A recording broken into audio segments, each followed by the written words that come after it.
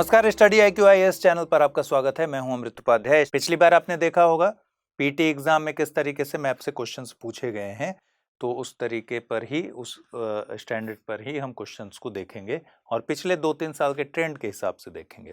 तो चलिए, सूडान के पश्चिमी इलाके दारफुर में जमीनी विवाद पर कुछ विद्रोही गुटों ने लोगों पर हमले किए और इसमें 100 से भी ज्यादा लोग मारे गए। तो क्या यहाँ इंपॉर्टेंट है, एक तो दारफुर और कहाँ पर है, सूडान। ठीक है, तो दो चीजें आपको ध्यान पर रखनी है। एक, अपना एटलस खोल लीजिए, 1 मिनट के लिए वीडियो पॉज कीजिए। इसमें ध्यान ये रखिएगा कि एटलस पर अपने मेरे साथ साथ चलते रहिएगा, थोड़ा थोड़ा मार्क करते रहिएगा।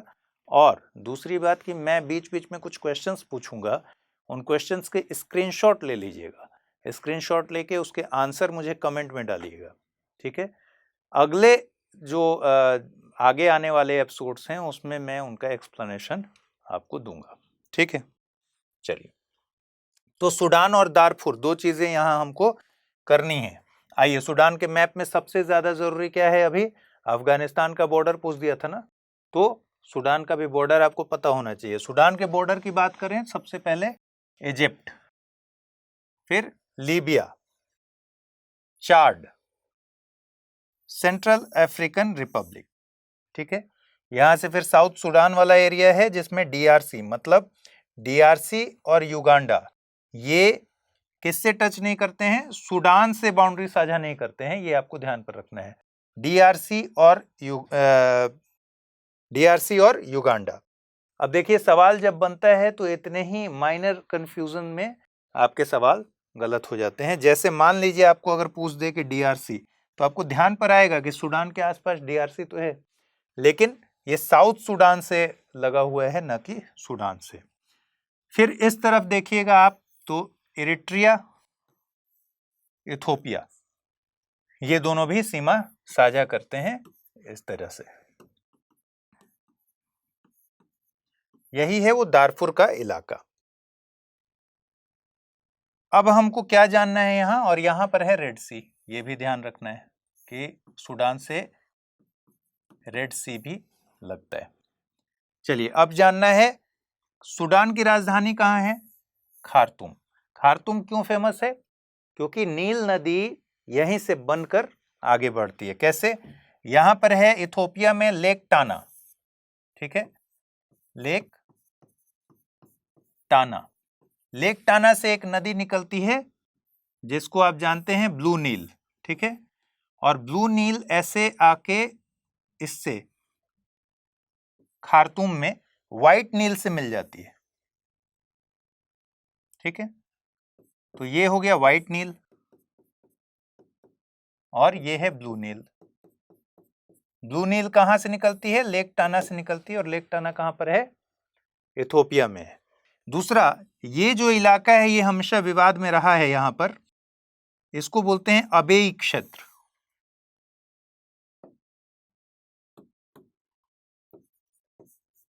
अबेई, ठीक है, क्योंकि अबेई पर साउथ सूडान भी दावा करता है और सूडान भी दावा करता है, और दोनों देशों के बीच में बहुत लंबे समय से इस पर विवाद चल रहा है।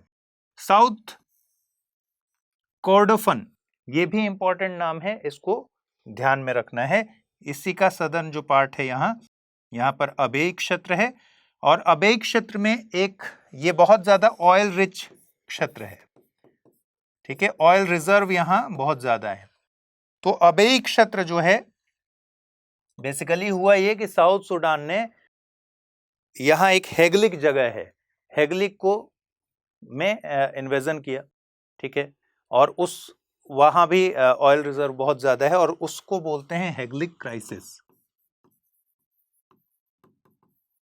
ठीक है, हेगलिक क्राइसिस बोलते हैं।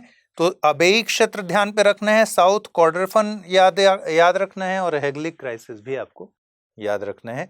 ये सब सूडान से संबंधित है। खार्तूम तो आपको याद रहेगा ही। चलिए नेक्स्ट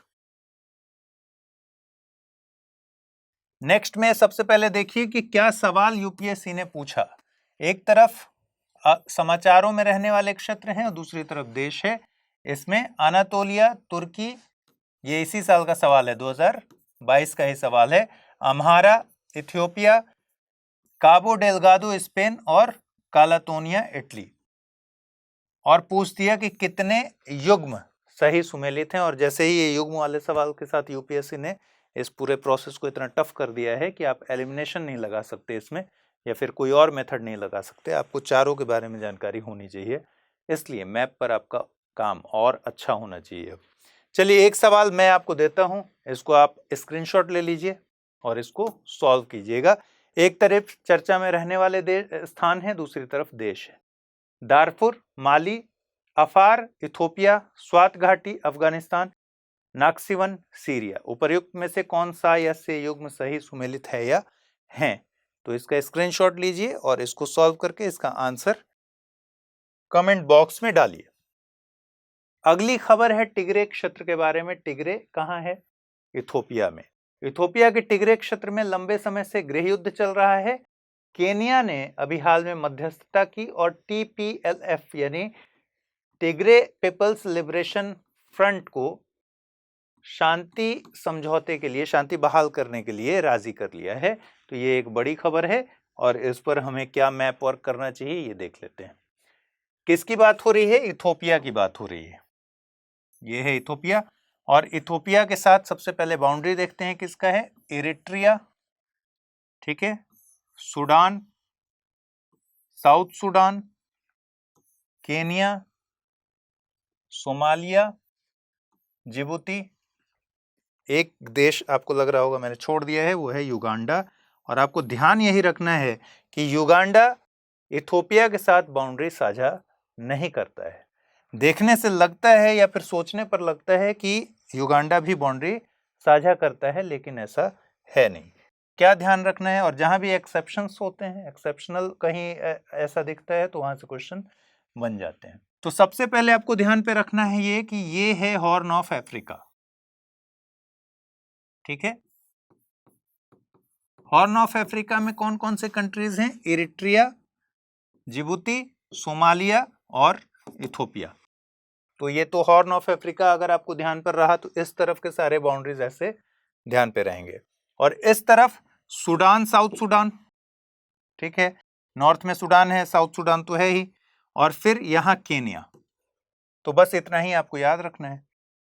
यहां पर भी एक बात ध्यान पे रखनी है कि ये लैंडलॉक्ड है, ठीक है। इथोपिया जो है लैंडलॉक्ड कंट्री है। देखने से ऐसा लगता है कि ये पोर्शन रेड सी से लगता होगा, लेकिन ये इरिट्रिया का पोर्शन है, ना कि इथोपिया का पोर्शन है। तो ये भी एक बात आपको ध्यान पे रखनी है। चलिए नेक्स्ट। अब ये है टिग्रे का एरिया जो नदर्न पूरे उत्तर में है। नॉर्थ वाला जो इलाका है वो है टिग्रे।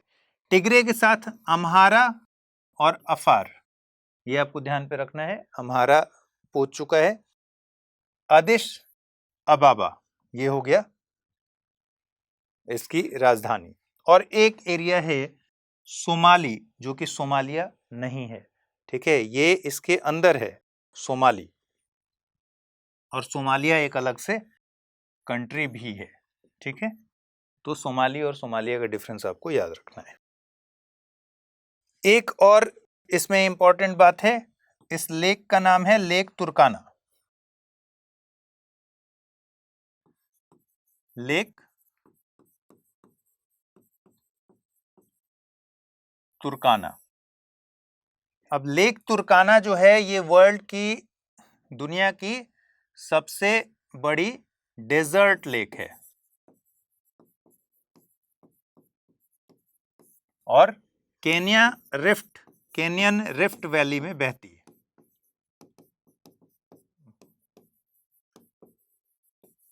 केनियन रिफ्ट वैली में इसका लोकेशन है, स्थित है, ठीक है। यहाँ केनिया है और ये लेक तुर्काना है, तो ये आपको ध्यान पर रखना है। अगली खबर देखते हैं। मोजाम्बिक में काबो देलगाडो में मौजूद ग्रेफाइट की खदान पर इस्लामिक स्टेट ग्रुप ने हमला किया। यह खदान ऑस्ट्रेलिया सरकार के स्वामित्व में है। तो असली बात क्या है, आपको ये समझ में आ गया कि देलगाडो जो है वहाँ पर खदान बहुत ज़्यादा हैं। आतंकी गतिविधियों की वजह से ये लगातार सुर्खियों में है और ह्यूमन राइट्स के मामले यहाँ लगातार उठते रहे हैं, आजकल भी न्यूज़ में लगातार चल रहे हैं। ये वाला जो है ये काबो देलगादो है, ठीक है, समुद्र से लगा हुआ, और इसमें आपको अच्छे से दिखेगा, ठीक। इसके बॉर्डर की बात करें अगर पूरे मोजाम्बिक के, ये पूरा मोजाम्बिक है, तो एक तरफ है तंजानिया, यहाँ है मलावी, फिर यहाँ है जाम्बिया। कहाँ से लग रहा है? ये जो कलर में दिख रहा है ये पूरा मोजाम्बिक है।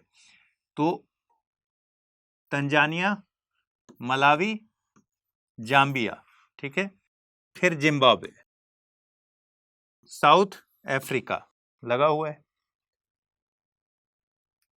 और यहाँ है स्वाजीलैंड, लेक न्यासा या लेक मलावी। ये बहुत ही इंपॉर्टेंट है, जब लेक ठीक से पढ़ेंगे तो उसमें इसके पूरे फीचर्स को भी समझेंगे। फिलहाल इसका लोकेशन याद रखिए कि लेक न्यासा को ही पहले तो लेक मलावी बोलते हैं, या लेक मलावी को ही लेक न्यासा बोलते हैं। दूसरा इसका लोकेशन कहाँ पर है? ये लोकेशन है इसका, मलावी, और इधर तंजानिया हो गया, इधर मोजाम्बिक हो गया, ठीक है, इन सब के बीच में लेक न्यासा है। एक नदी आपको इंपॉर्टेंट लगेगी जो वो है लिम्पोपो। लिम्पोपो का फ्लो यहाँ से है मोजाम्बिक में, इस तरीके से निकलती है। और लिम्पोपो की खासियत क्या है? हर बार आपने पढ़ा होगा, 2 बार मकर रेखा को काटती है। लिम्पोपो 2 बार मकर रेखा को क्रॉस करती है, एक बार काट के फिर दोबारा काटती है। अब एक नदी और है जिसके बारे में आपको जानना चाहिए, और वो है जाम्बेजी नदी, ठीक है, जाम्बेजी नदी। तो जाम्बेजी नदी का जो फ्लो है वो सेंट्रल अफ्रीकन प्लेटू से निकलती है, ठीक है, सेंट्रल अफ्रीकन प्लेटू से निकलती कहाँ से है? जाम्बिया से। यहाँ देखने में लग रहा होगा डीआरसी, लेकिन डीआरसी नहीं है, यहाँ से निकलती है जाम्बिया से। जाम्बिया से निकलकर घुसती है अंगोला में, और अंगोला से फिर से जाम्बिया में इन कर जाती है, फिर जाम्बिया में इन करते हुए यहाँ पर आकर नामीबिया का बॉर्डर टच करती है। ये है नामीबिया, और नामीबिया का ही ये पूरा इलाका है इधर। तो नामीबिया और यहाँ पर बोत्सवाना दोनों को टच करती है। तो अब इसमें क्या ध्यान रखने वाली बात है कि जब इसके फ्लो की बात करेंगे तो उसमें नामीबिया और बोत्सवाना दोनों आते हैं, ठीक है।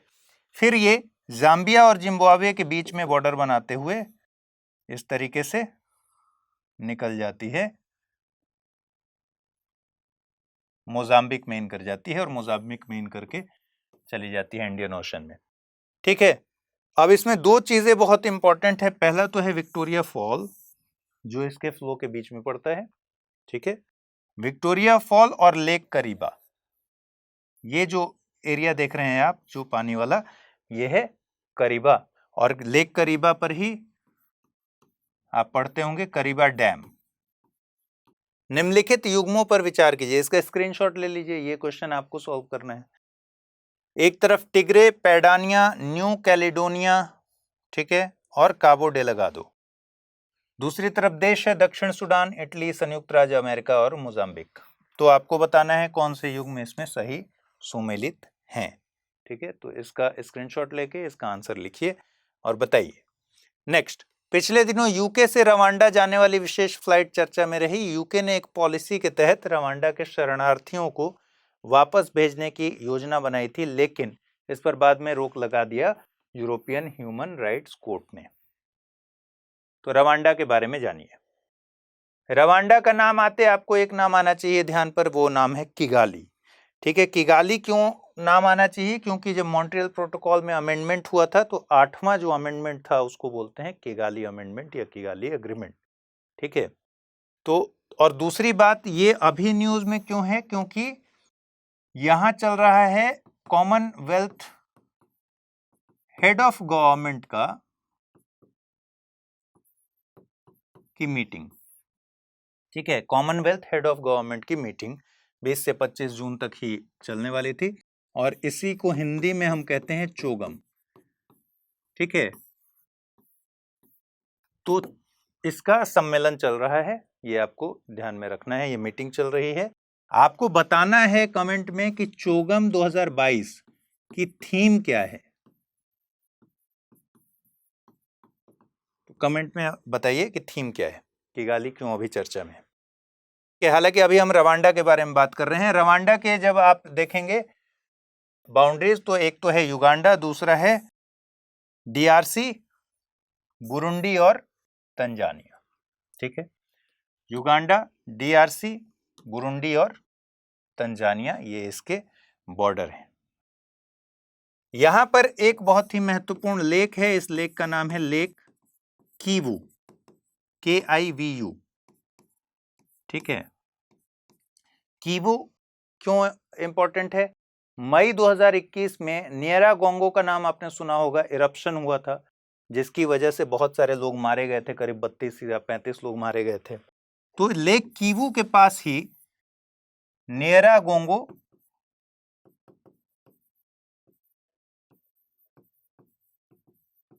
इरप्शन हुआ था। ठीक है, वोल्केनिक इरप्शन हुआ था नियरागोंगो, तो ये लेक कीवू के पास है। और दूसरा एक इंपॉर्टेंट यहां पर लेक आपको दिखेगा जो है लेक तंगानिका, लेक तंगानिका। ठीक है, तंगानिका। तो दो इंपॉर्टेंट हो गए। रवांडा जब याद कीजिए तो युगांडा हो गया, DRC हो गया, बुरुंडी हो गया, तंजानिया हो गया। दो लेक याद कर लीजिए, लेक कीवू और लेक तंगानिका। कीवू के पास नेरागोंगो हो गया, इरप्शन इस वजह से भी इंपॉर्टेंट है। और कीवी दिख रहा है आपको, कीवू किसके किसके बीच है? रवांडा और DRC के बीच में कीवू का एरिया है। चलिए क्वेश्चन देखिए, निम्नलिखित में से कौन सा एक देश विक्टोरिया झील से नहीं सटा है? रवांडा, तंजानिया, युगांडा और केनिया। स्क्रीनशॉट लीजिए और फिर भेजिए इसका जवाब। अब अगला, हाल ही में कनाडा और डेनमार्क के बीच हांस आइलैंड को लेकर के अधिकार से जुड़े विवाद को खत्म करने के लिए समझौता हुआ, और इस द्वीप पर दोनों के बीच चल रहे झगड़े को क्या कहते हैं? आप आज कल एकदम जानते होंगे, आजकल खूब चर्चा में है, विस्की वॉर। ठीक है, अब बार बार ये मन में सवाल आता है कि कनाडा और डेनमार्क के बीच की इस लड़ाई को, एक आइलैंड की लड़ाई को विस्की वॉर क्यों बोलते हैं? हुआ ये कि ये है हांस आइलैंड। ठीक है, 49-50 साल से दोनों के बीच लड़ाई चल रही है। ग्रीनलैंड जो आप देख रहे हैं, बेसिकली ये ग्रीनलैंड पर किसका शासन है? डेनमार्क का। मैप में आप देखते होंगे ना, जहां भी ग्रीनलैंड लिखा होगा वहां ब्रैकेट में डेनमार्क लिखा होगा, तो डेनमार्क का शासन है यहाँ पर। और कनाडा इसको अपना आइलैंड बताता है और ये इसको अपना बताता है। ये एरिया आपको जानकर बहुत हैरानी होगी, मात्र 1.3 स्क्वायर किलोमीटर का ही है। ठीक है, जिस पर विवाद चल रहा है। हुआ ये कि हांस आइलैंड जो है, यहाँ पर कनाडा के सिपाही गए, सैनिक गए, और उन्होंने प्रोवोक किया डेनमार्क वालों को, एक झंडा लगाया और वहां एक विस्की की बोतल रख दी अंदर। ठीक है, गाड़ दिया जमीन में, और वो सिंबल हो गया कि भाई ये अब कैनेडियन जगह है। ठीक है, प्लेस है। डेनमार्क वाले लोग गए, वहां के एक मिनिस्टर गए, उन्होंने वो झंडा हटाया, डेनमार्क का झंडा लगा दिया, और साथ में अपने यहाँ का एक लिकर, कोपेनहेगन का लिकर एक डाल दिया। अब ये लिकर की लड़ाई चल रही है, तो विस्की वॉर इसीलिए इसका नाम पड़ गया कि ये सिंबल जो यूज हो रहे थे ना अपने अपने दावे के, वो बेसिकली विस्की का बॉटल था। ठीक है, बॉटल थी, तो इसलिए इसका नाम हो गया विस्की वॉर। और हांस आइलैंड, और अब क्योंकि हांस आइलैंड बहुत चर्चा में है, तो हमको जानना चाहिए कि आर्कटिक ओशन के बारे में, आर्कटिक सर्किल के बारे में, और सबसे ज्यादा जानने की जरूरत है आपको कि कौन कौन से इस पूरे सर्किल में, आर्कटिक रीजन में कौन कौन से सी आते हैं और कौन कौन से देश आते हैं। ईस्ट साइबेरियन सी से शुरू करते हैं और क्लॉकवाइज आगे बढ़ते हैं। ईस्ट साइबेरियन सी, फिर लाप्टेव सी, कारा सी, बेरेंट्स सी, और पहुंच जाइए नॉर्वेजियन सी। तो देखिए, आधा हमने क्रॉस कर लिया।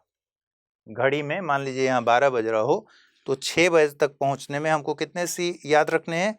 1 2 3 4 5। कौन कौन से हैं? ईस्ट साइबेरियन सी, ऐसे ही घड़ी बना लीजिएगा, घड़ी में 12 छोड़ के 1 में लिख दीजिएगा ईस्ट साइबेरियन सी, 2 में लिख दीजिएगा लाप्टेव सी, 3 में लिख दीजिएगा कारा सी, 4 में लिख दीजिएगा बेरेंट्स सी, और 5 में लिख दीजिएगा नॉर्वेजियन सी। और यहाँ 12 वाला ये छूटा हुआ है, आप देखिएगा तो ये पूरा घड़ी का शेप मिल जाएगा। नॉर्वेजियन सी के पास ही है ग्रीनलैंड सी, जो एकदम 6 वाले पर डाल दीजिए। फिर उसके बाद ग्रीनलैंड सी के बाद है बैफिन बे। बैफिन बे किसके किसके बीच में है? ग्रीनलैंड और कनाडा, इसलिए बैफिन बे के बारे में जानना बहुत जरूरी है क्योंकि इन्हीं दोनों का तो विवाद चल रहा है। यहीं पे डेविस स्ट्रेट है जो बैफिन बे को जोड़ता है किससे? लेब्राडोर सी से, लेकिन लेब्राडोर सी पार्ट है नॉर्थ अटलांटिक ओशन का। तो बैफिन बे और लेब्राडोर सी के बीच में कौन सा स्ट्रेट है? डेविस स्ट्रेट है। और बैफिन बे किसके किसके बीच में है? ग्रीनलैंड और कनाडा, मतलब डेनमार्क और कनाडा के बीच में।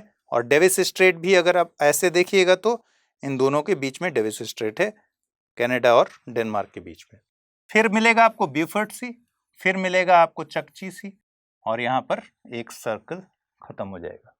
एक बार फिर से देख लीजिए, ईस्ट साइबेरियन सी, लाप्तेव सी, कारा सी, बेरेंट्स सी और नॉर्वेजियन सी, वहीं पर है ग्रीनलैंड। ये एक सर्कल खत्म हुआ। दूसरा है बैफिन बे, फिर डेविस स्ट्रेट से जुड़ा है ये लेब्राडोर सी के साथ। उसके बाद ब्यूफर्ट सी, चकची सी। यहां एक बात ध्यान रखिएगा, यहां है बेरिंग सी, जो कि बेरिंग स्ट्रेट के जरिए जुड़ा हुआ है चकची सी के साथ। तो बेरिंग स्ट्रेट किसके किसके बीच में है? चकची सी और बेरिंग सी के बीच में।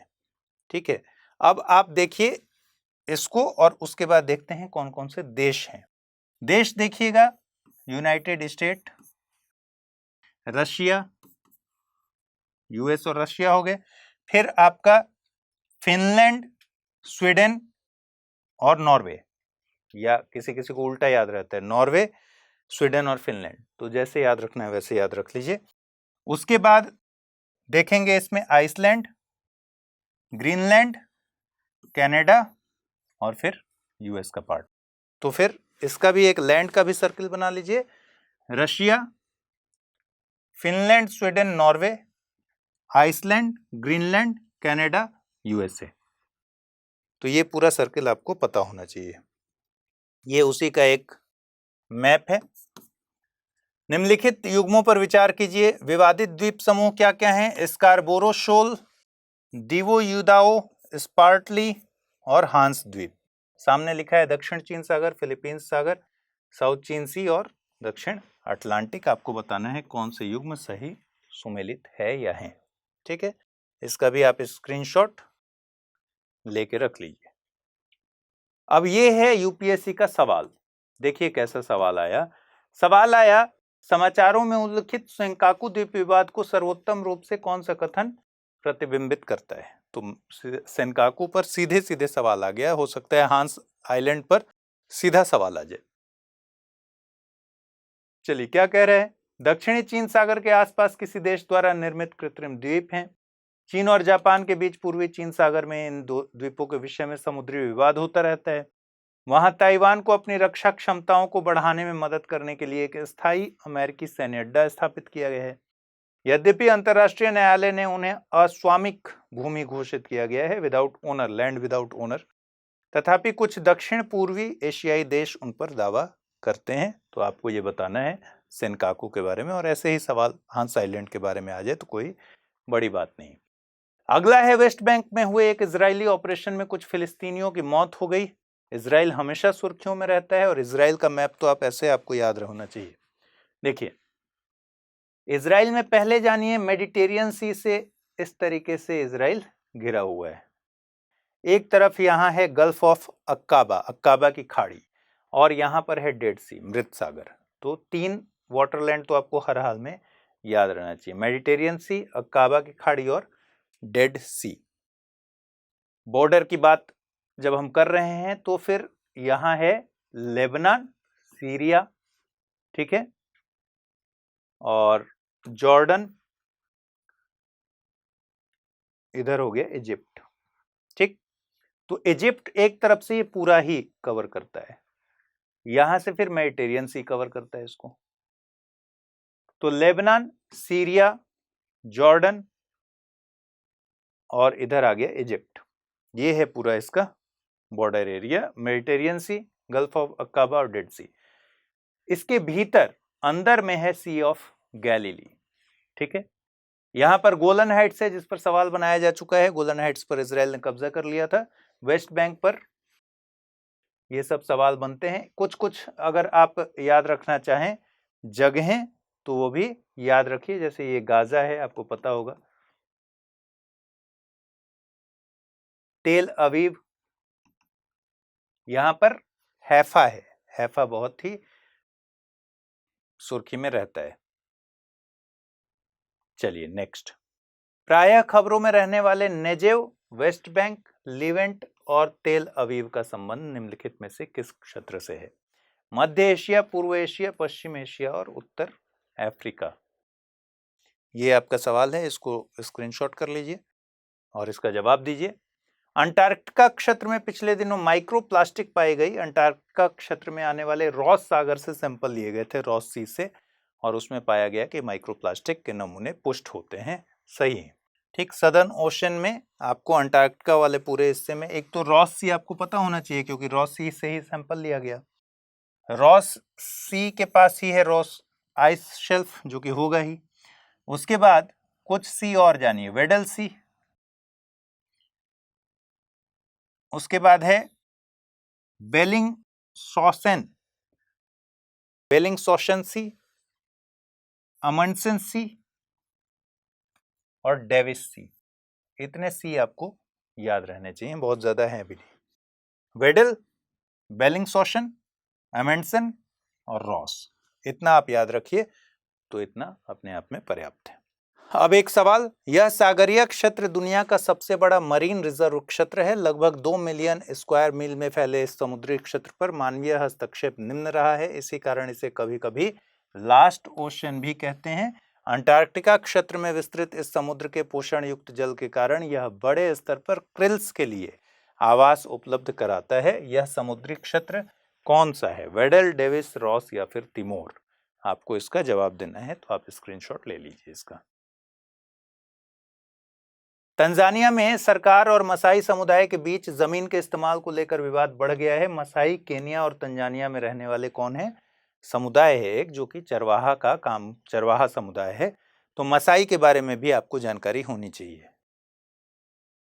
चलिए तंजानिया को समझ लेते हैं। यह है तंजानिया का मैप, और तंजानिया को एक तरफ से घेर रखा है केनिया ने। युगांडा, रवांडा और बुरुंडी, 3 ये हो गए। इधर है डीआरसी, ये है जाम्बिया, मलावी और मोजाम्बिक, और इस तरफ है इंडियन ओशन। केनिया यहाँ के बाद 3 एक साथ याद रखिए, युगांडा, रवांडा, बुरुंडी। केनिया के बाद युगांडा, रवांडा, बुरुंडी, फिर डीआरसी और फिर जाम्बिया, मलावी, मोजाम्बिक। इन तीनों को एक साथ याद रखिए, जाम्बिया, मोजाम्बिक और मलावी और मोजाम्बिक को। यहाँ पर कुछ कुछ द्वीप हैं, जैसे जंजीबार, जो कि स्पाइस के लिए बहुत ज्यादा फेमस है। जंजीबार स्पाइस में क्लोव यहां बहुत होता है, बाकी ब्लैक पेपर वगैरह बहुत होता है। और जंजीबार में एक और खबर ये आई थी अभी कि सुनील गावस्कर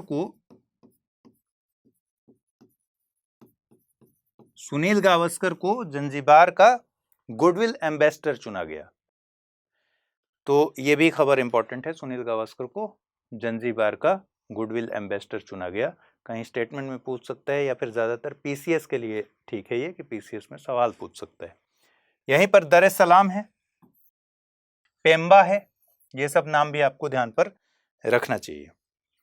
इसकी राजधानी है डोडोमा, तंजानिया की राजधानी है डोडोमा। लेक न्यासा या लेक मलावी आपको पता ही है, ये वाला, और लेक तंगानिका ये भी आपको पता है। ये सारा आप पढ़ चुके हैं, तो धीरे धीरे अपने मैप पर इसको लोकेट कीजिएगा, तो बहुत सारी चीजें आपको फिर से रिकॉल होंगी। क्वेश्चन देख लेते हैं। निम्नलिखित युग्मों पर विचार कीजिए। एक तरफ जनजाति या समुदाय हैं, खिरगिज, माओरी, मसाई और पिग्मी। दूसरी तरफ रहने वाला इलाका है मध्य एशियाई स्टेपीज, बोर्नियो द्वीप समूह, अमेज़न बेसिन या फिर ओकावांगो बेसिन। और कह रहा है कि कौन से युग्म सही सुमेलित हैं, तो इसको ले लीजिए आप स्क्रीनशॉट। चलिए, तो ये जो सवाल मैंने अभी आपको बताए हैं, इसको आपको ठीक से सॉल्व करना है, अपने से इस पर काम करना है। और तभी बार बार जब आप थोड़ा रोज 10 मिनट भी अगर काम करेंगे तो आपको मैप्स याद होने लगेंगे, तो वही एग्जाम में काम आता है, क्योंकि कोई भी एग्जैक्ट सवाल तो आने वाला होता नहीं, लेकिन वो ट्रैक पकड़कर, ट्रेंड पकड़कर आप समझ सकते हैं कि यूपीएससी कैसे सवाल बना रहा है। तो फिलहाल इस पूरे एपिसोड में इतना ही रखते हैं। अगले एपिसोड में आपके साथ मुलाकात होगी, उसमें हम इन प्रश्नों को एक्सप्लेन करेंगे और साथ ही नई खबरों को जानेंगे। अपना ख्याल रखिए, खूब अच्छे से पढ़ाई कीजिए। नमस्कार।